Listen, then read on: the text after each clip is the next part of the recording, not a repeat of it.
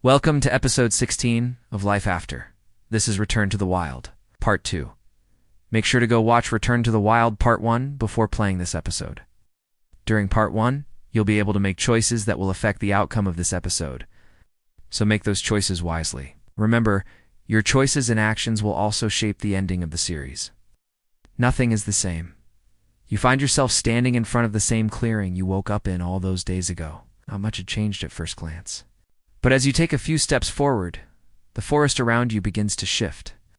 The trees seeming to close in, the undergrowth snagging at your clothes. Your pace quickens, though you aren't sure why. Memories flood back. All those days spent hiding, hunting, trying to survive. The life or death situations you found yourself in, all of it was real. But who are you now?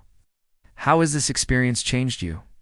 A twig snaps behind you and you spin around. There's no one there. Just another fallen branch, slowly returning to the earth. You continue on, drawn deeper into the woods, until you come across a familiar deer. She looks at you with wide eyes, and then bounds away. You let out a breath you didn't realize you were holding. So much has changed, yet some things are still the same. The path ahead is overgrown. You can see two trails branching off, one leading right, the other left. Which do you choose? Left or right? Left or right, left. The trail immediately veers into thick, thorny bushes. You push through, scratches drawing blood from your arms. Finally, the branches part, and you emerge into a small clearing. In the center sits a small campfire, barely cold. Next to it a single tent, almost blending into the trees. It looks like someone just packed up and left, right? You follow the path until it opens up to a wider trail. It's clear that many have walked here, unlike the narrow, overgrown path you took. On the right, a sparkling stream gurgles over smooth stones. Up ahead, you hear the rhythmic slap of water hitting rock. You can see the source of the sound up ahead. Which path do you choose? Stream or waterfall? Stream or waterfall? The stream. You decide to follow the sound of the water. As you walk along the bank, you notice that the rocks and dirt have been disturbed. Someone has been here recently. Footsteps. They're yours. Confused, you look down at your feet. They're bare. When did you lose your boots? You'd stop and look back the way you came?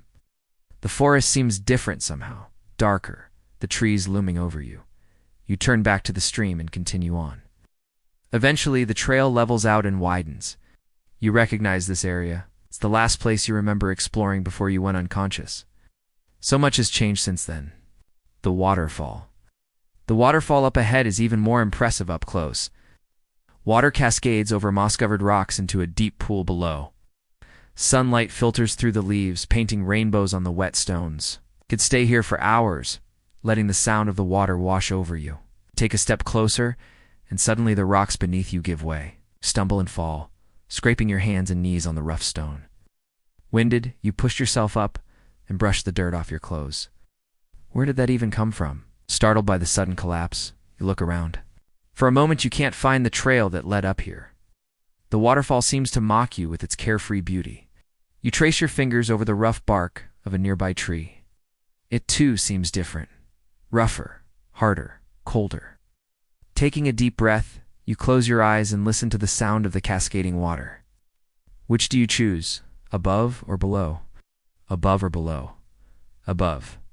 You scan the area, looking for another way up. You find a narrow ledge leading around the waterfall. Peeking over the edge, you see a steep drop.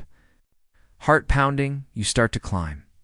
You inch along the ledge, praying that it doesn't collapse beneath you. As you round the corner, you come across a small cave hidden behind a curtain of falling water. Pushing aside the vines that block the entrance, you step inside. Below, you look around for a way out.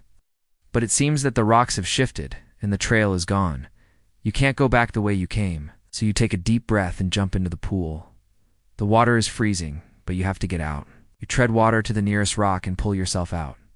You shake the water from your hair and shiver, hugging yourself to warm your bare arms. You look around for a way out, spotting a small cave hidden behind a curtain of falling water. You duck under the vines and step inside. The cave is pitch black. You can feel the dampness of the walls against your skin.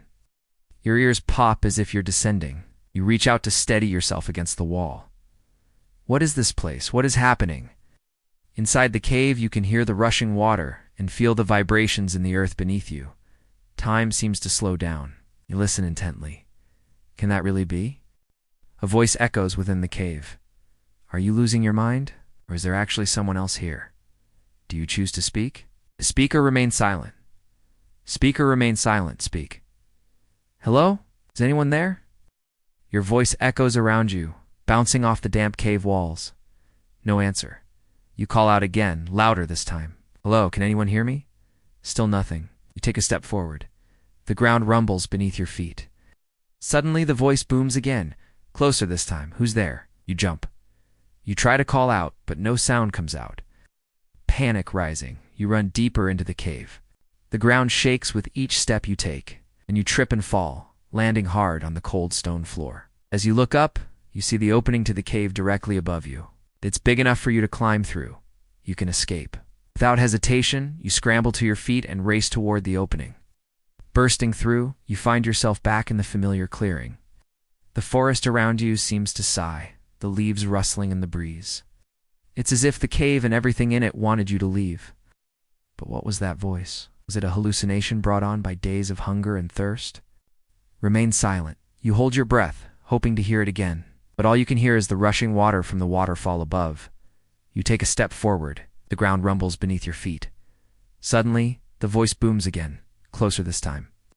Who's there? You jump and spin around. Fear propels you forward, and you find yourself running blindly through the cave. The ground shakes with each step you take.